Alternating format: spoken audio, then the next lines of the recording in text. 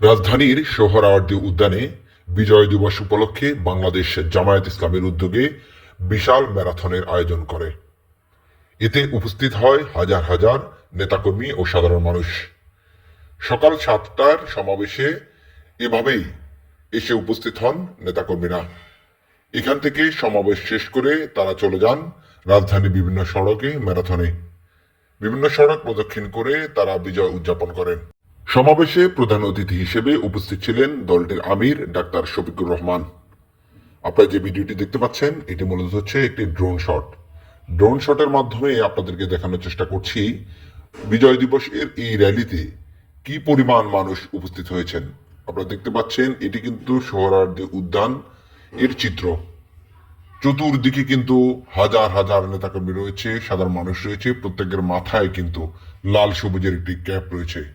তারা কিন্তু ড্রোন দেখে হাত নাড়িয়ে কিন্তু স্বাগত জানাচ্ছে এবং বিজয় দিবসের যে আনন্দ উদযাপন করছেন দেখতে পাচ্ছেন এখানে কিন্তু পতাকা উড়িয়ে অনেকেই কিন্তু বিজয় দিবস উদযাপন করছেন।